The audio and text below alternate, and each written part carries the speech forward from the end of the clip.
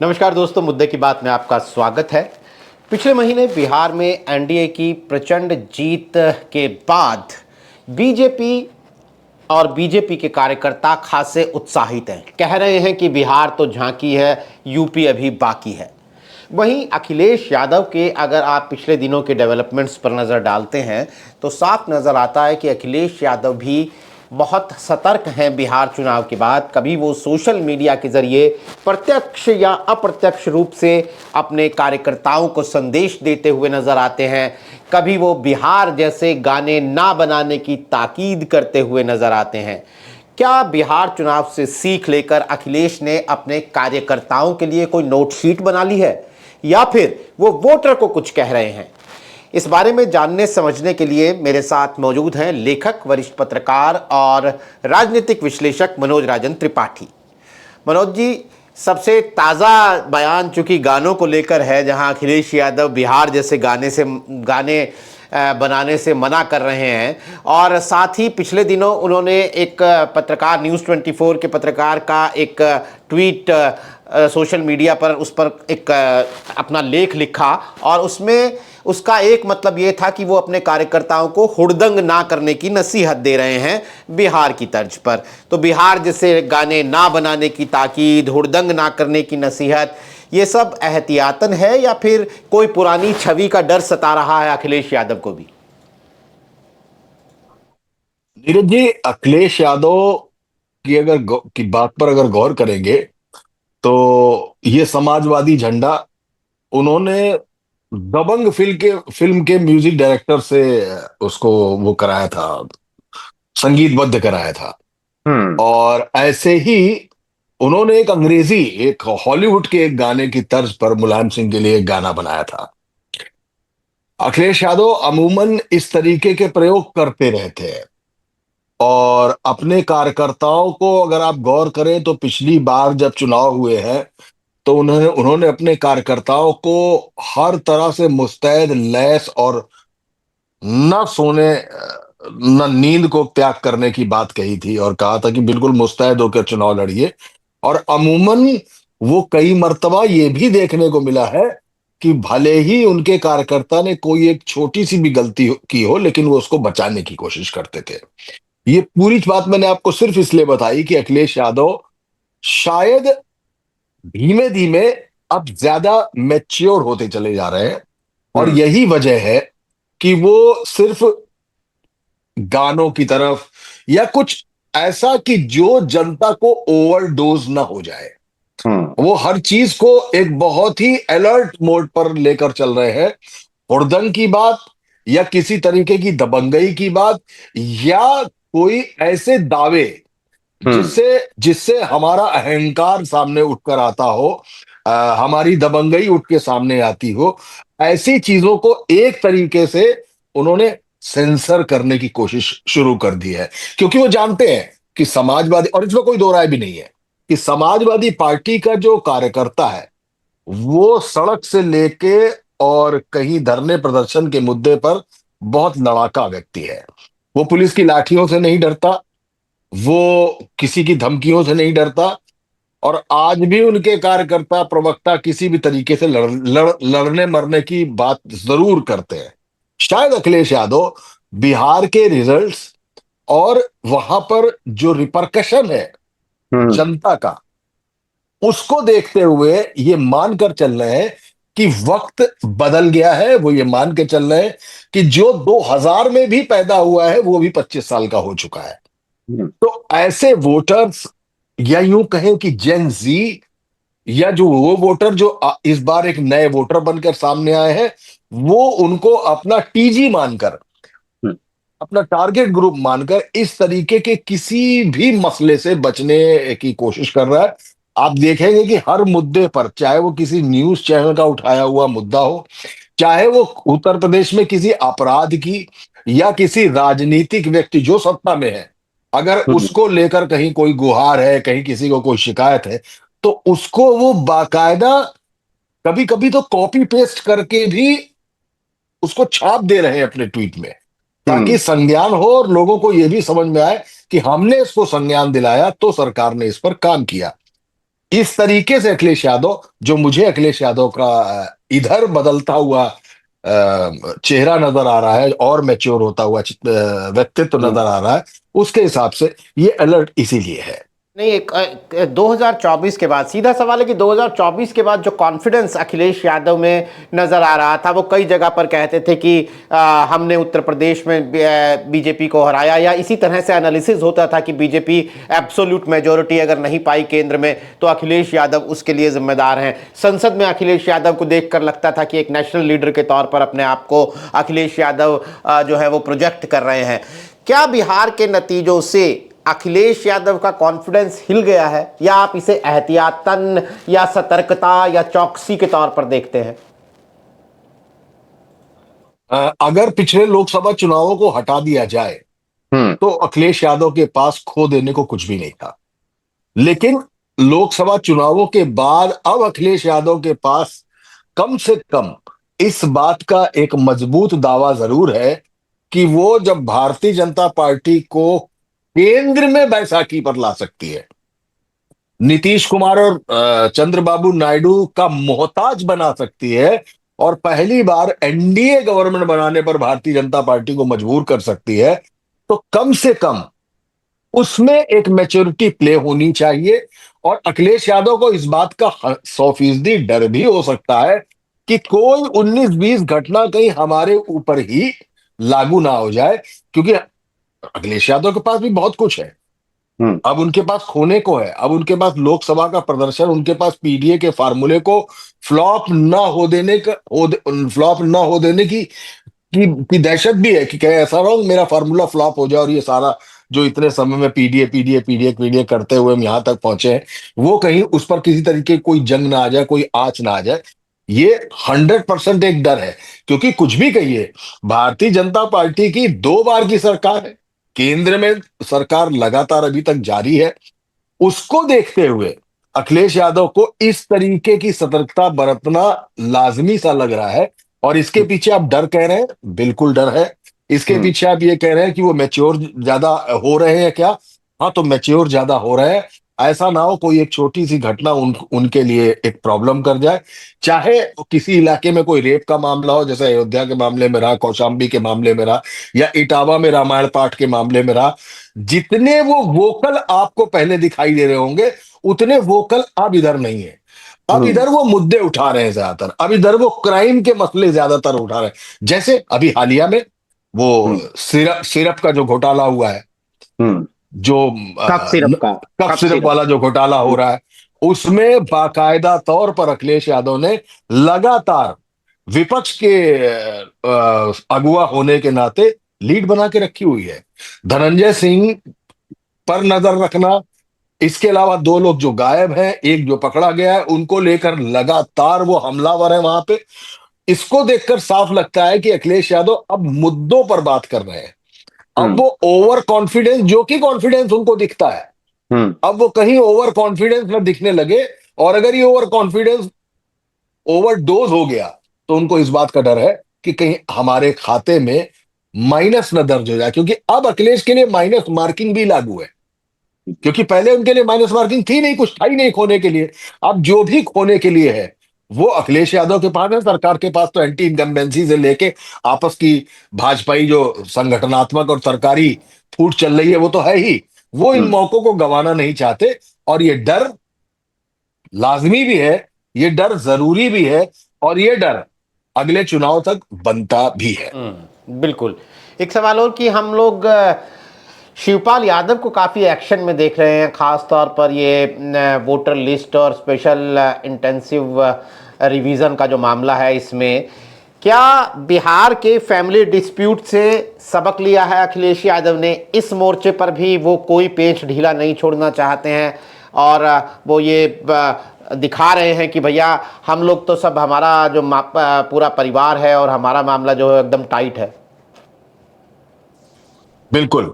अगर अभी पिछले दिनों एक मसला आया था कि रिश्तेदारी में एक शादी है, शायद उसमें अखिलेश यादव नहीं जाएंगे। एक एक मसला ये आया था कि मुख्तार अंसारी के एक निकटतम परिवार में ही शादी थी, शायद अखिलेश यादव उसमें नहीं जाएंगे, लेकिन अखिलेश यादव ने दोनों को मथा और दोनों में गए। और जो उसका ताकि जो उनका मुस्लिम वोटर है, फिलहाल जो फिलहाल आज की तारीख पर भी मैं दावा कर सकता हूं कि अखिलेश यादव के साथ फुल्ली हम्म। इंटैक्ट है, 100% इंटैक्ट है।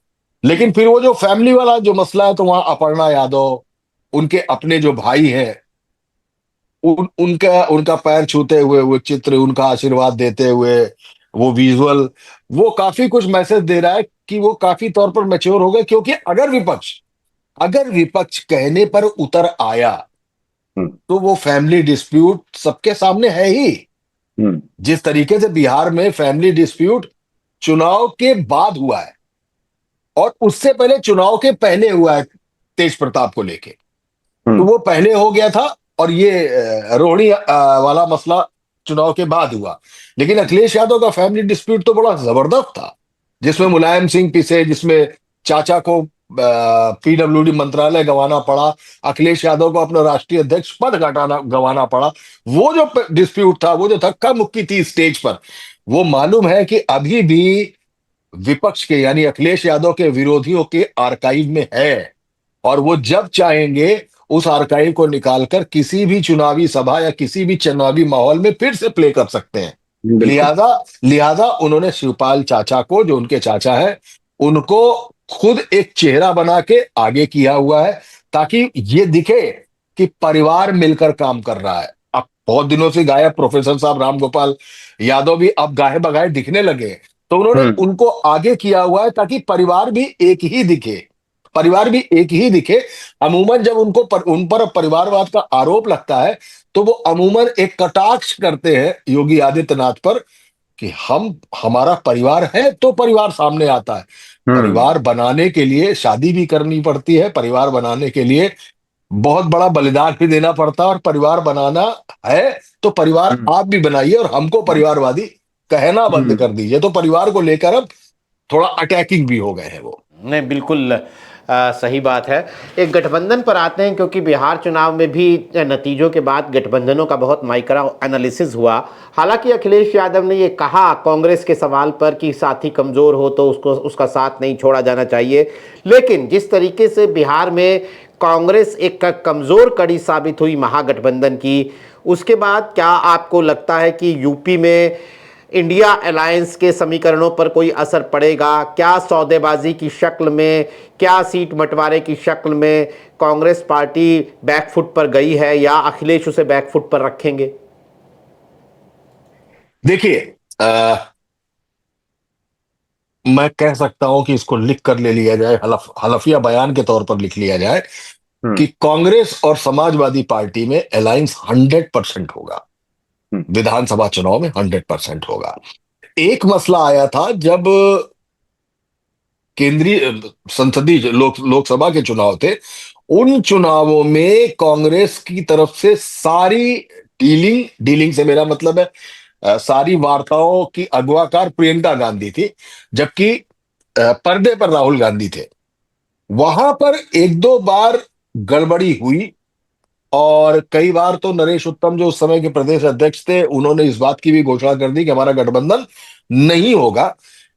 वो लोकसभा चुनाव का गठबंधन था। जब विधानसभा की बात आती है, तो कांग्रेस का जो अपना ग्रॉस रूट लेवल पर जो संगठन है, वो बुना ही नहीं है कायदे से अभी। मैं हम्म। ये कहूं कि कमजोर है, या मैं ये कहूं कि वो, मुझे लगता है वो तमाम सारी जगहों पे तो लापता भी है। हम्म। वो संगठनात्मक संजाल नहीं है कांग्रेस के पास। हाँ, वो संजाल और मजबूती के साथ है अखिलेश यादव के पास। अखिलेश यादव कांग्रेस से जरूर नाता जोड़कर ये चुनाव लड़ेंगे।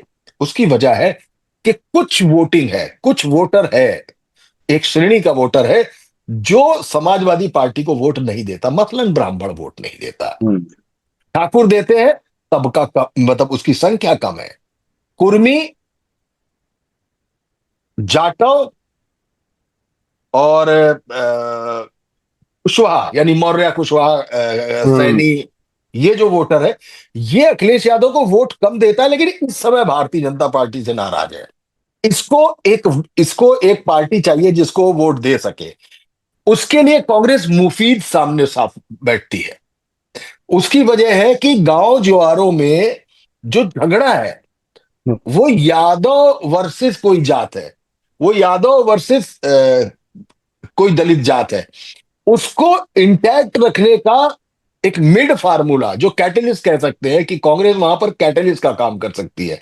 लेकिन खुद कांग्रेस को यह मालूम है कि वो कितनी सीटों पर विधानसभा चुनाव लड़ सकती है, क्योंकि उसके बाद इतने प्रत्याशी ही नहीं है। लिहाजा इन दोनों को मिलकर ही वो प्रत्याशिता खड़ी करनी पड़ेगी। कुछ तुम्हारे, बहुत से मेरे, इस फार्मूले को लगाते हुए अखिलेश यादव कांग्रेस से गठबंधन करके ही उत्तर प्रदेश में चुनाव लड़ेंगे। एक सवाल और गठबंधन पे मनोज जी, क्योंकि बिहार में भी मैं बार बार बिहार का उदाहरण दे रहा हूं कि वहां पर जब नतीजे आ गए तो कहा गया भैया देखिए पहले दिन से ही जो है वो एनडीए कागज पर प्लस में था 4-5% महागठबंधन के मुकाबले। पश्चिमी उत्तर प्रदेश में जयंत चौधरी के जाने के बाद अखिलेश यादव का कोई साथी है नहीं, और वहाँ उनका अपना आधार भी जो यादव वोट का है वो तो कम ही है। क्या आप कोई वहाँ पे कोई उनके एग्जिस्टिंग अलायंस में कुछ प्लस होता हुआ देख रहे हैं? सीधा कहूँ तो क्या चंद्रशेखर का कोई इस विपक्ष के इस अलायंस में हिस्सेदारी होती हुई देख रहे हैं आप? देखिए, मुझे लगता है कि आप इमरान मसूद को ले लें चाहे चंद्रशेखर को ले लें, ये जी। दोनों ही नेता अ, थोड़े एग्रेशन वाले नेता है। और कांग्रेस की स्थिति समाजवादी पार्टी की स्थिति के 19-20 ही है पश्चिम में। तो चंद्रशेखर पर दांव लगाना, ये अखिलेश यादव की सियासी समझ में भले ही एक आइडिया बन के आए, लेकिन यहां पर समस्या खुद चंद्रशेखर है। क्या चंद्रशेखर जाना चाहेंगे समाजवादी पार्टी के साथ, ये ज्यादा बड़ा सवाल है। क्योंकि चंद्रशेखर को अभी भी ये लगता है कि वो किसी भी पार्टी के साथ नहीं जाएंगे, बल्कि अपने ही बहुत सारे प्रत्याशी लड़ाएंगे। हाँ, अब ये कहा जा सकता है कि जिस तरीके से मुकेश सहनी हो या हम्म। कांग्रेस हो, इन सबको लेकर जिस तरीके से चुनाव लड़ा गया और उसका नतीजा अ, मुकेश सहनी के लेवल पर सिफर ही कहा जा सकता है। कांग्रेस ने बहुत हम्म। बड़ा कोई गेन नहीं किया, बल्कि घटा तो लालू की पार्टी ही घट गई हम्म। वहां पर जाके। उसको देखते हुए मुझे लगता है कि एक बहुत बड़ा अलायंस बनाने जैसी कोई स्थिति सामने दिखाई नहीं दे रही है। लेकिन हाँ, मैं आपकी बात पर को जब अपने मंथन में डाल रहा हूं, तो लगता है कि इस तरीके की कुछ संभावनाएं हो सकती है। और शायद पश्चिम और थोड़ा बहुत बुंदेलखंड का अगर इलाका जोड़ा जाए, वहां पर कांग्रेस अ, अपेक्षाकृत अपेक्षाकृत सपा से थोड़ी बेहतर है। हम्म। मैं ये नहीं कहूंगा कि उसका वहां झंडा लहराता है, लेकिन जी। अब सपा से थोड़ी सी बेहतर है। और शायद इसका फायदा समाजवादी पार्टी उठाना चाहेगी। तो चंद्रशेखर से बात हो सकती है, ये चंद्रशेखर के मिजाज पर तय होगा। हम्म। क्योंकि अखिलेश यादव के साथ अगर किसी ने मिजाजबाजी की, भले ही वो पल्लवी पटेल ही क्यों ना हो, हम्म। भले ही उनका साथ छोड़कर जाने वाले वो सपा के विधायक क्यों ना हो, जैसे मनोज पांडे या अभय या। सिंह, जिस तरीके, तो फिर आप गौर करेंगे कि फिर अखिलेश यादव घास नहीं डालते। हम्म। फिर बिल्कुल दो वो धागा तोड़ देते हैं।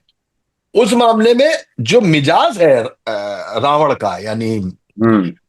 वो मिजाज अखिलेश के मिजाज से मेल नहीं खाता। हो सकता है कांग्रेस के जरिए वो डील कराई जाए, ये ज्यादा नजर आती है ये चीज। यानी कि एक खिड़की तो कहीं ना कहीं खुली हुई है। ओवैसी पर भी एक सवाल लेना चाहता हूं मैं कि 2020 में ओवैसी की जीत को एक तुक्के की तरह लोग कहते रहे, लेकिन 2025 में फिर सीमांचल में ओवैसी ने ये दिखाया कि नहीं, मैं मुस्लिम वोट जो है वो मुझे एक विकल्प के तौर पर देखता है, और उत्तर प्रदेश में भी उन्होंने चुनावों की बात की। क्या आप अब पिछले तमाम उदाहरण, भले ही हम ये कह दें कि नहीं ओवैसी को उत्तर प्रदेश का मुसलमान अभी वोट देने को तैयार नहीं है, लेकिन क्या बिहार में सीमांचल में प्रदर्शन के बाद आप देखते हैं कि ओवैसी की किसी भी तरह की कोई मौजूदगी, कोई प्रेजेंस उत्तर प्रदेश के चुनाव में दिखेगी? बिहार और उत्तर प्रदेश के पॉलिटिकल टेक्सचर को अगर आप देखेंगे, तो आपको लगेगा लगभग लगभग एक जैसा है। लेकिन यहाँ का जो वोटिंग पैटर्न और वोटर की मेंटेलिटी है हम्म, वो थोड़ी सी अलग है। अभी भी उत्तर प्रदेश में ओवैसी को भारतीय जनता पार्टी की बी पार्टी माना जाता है। हम्म, और हमेशा ये माना जाता है कि ओवैसी अगर मैदान में ताल ठोक रहे हैं तो किसी समाजवादी पार्टी के मुसलमान वोटों में सेंध लगाने के लिए उतर रहे हैं, ताल ठोक रहे हैं, हम्म, और इसीलिए वो चैलेंज कर रहे हैं। तो यहां के मुसलमान के सामने एक समस्या भी है और एक शक्ति भी है।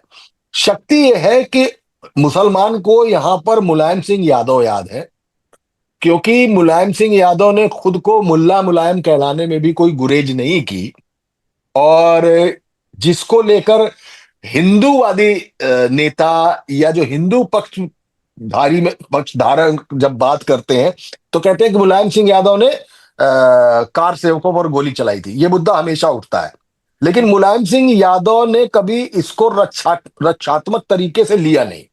हम्म, तो ये छवि जो जाती है मुलायम सिंह की, और अखिलेश यादव ने जिस तरीके से मुस्लिम वोटों को फुल्ली कंसोलिडेट करके लोकसभा का नतीजा दिया है, तो मुसलमान के सामने अखिलेश यादव से बिखरने का मतलब है अखिलेश यादव को ही किनारे कर देना और खुद बिखर के अपनी मन मुताबिक सरकार एक बार फिर उत्तर प्रदेश में ना ला पाने का मलाल रह जाने जैसी बात होगी। तो ओवैसी बी पार्टी माने जाते हैं, और ओवैसी की तरफ मुसलमान कितना डिफ्लेक्ट करेगा और कौन सा पनारा और कौन सी नाली उसमें वोट बह के ओवैसी के पास जाएगा, इसमें मुझे बाकायदा शक है। ओवैसी बिहार में का उनका परफॉर्मेंस कुछ भी हो सकता है, पर उत्तर प्रदेश में भले ही पॉलिटिकल टेक्सचर वो हो, ओवैसी वो कमाल कर पाएंगे या वो उतनी हिम्मत ला पाएंगे, मुझे इसमें आ, मैं इसको कतई शून्य कहता हूं कि ये संभव नहीं है। बिल्कुल। चलिए, एक सवाल है, प्रशांत किशोर की कोई तुलना नहीं हो सकती है बिहार की उत्तर प्रदेश की परिस्थितियों से, क्योंकि वो पहली बार चुनाव लड़ रहे थे, लेकिन फिर भी दो ध्रुवीय चुनाव के पैटर्न जिस तरह से हम लगातार देख रहे हैं चुनाव दर चुनाव, ऐसे में आपको मायावती कहाँ खड़ी नजर आती है? मैं ये इसलिए भी कह रहा हूँ कि 9 अक्टूबर को मायावती ने जब रैली की तो एक बड़ी चर्चा शुरू हो गई कि मायावती ने अपनी वापसी के लिए 1 साल पहले, 1.5 साल पहले ही तैयारियां शुरू कर दी हैं। आज की परिस्थितियों में, खास तौर पर आज के राजनीतिक माहौल में, आप मायावती को कहाँ खड़ा हुआ देखते हैं उत्तर प्रदेश चुनाव के मद्देनजर? सबसे पहले तो मुझे आपकी तारीफ करने दीजिए। आज आपने जो पूरा शो है हम्म, तो उसको ताना और बाना, वो इतना शानदार ताना बाना बुना हुआ है आपने बिहार और उत्तर प्रदेश को लेकर, तो वो बहुत अच्छा, बहुत बेहतरीन समझ में आ रहा है। और कई बार मुझे समझ में आ रहा है कि क्या उत्तर प्रदेश की बात हो रही है या बिहार की बात हो रही है। वो बहुत चलिए, बहुत शुक्रिया। बहुत बखूबी बुना है आपने उसको। दूसरी बात रही मायावती की, तो मैं इस बात को बीच में कहने वाला था, लेकिन मुझे कहीं से ये अंदाजा था आपके संग ऐसी कुछ ट्यूनिंग है कि हाँ, मायावती रह गई है अभी।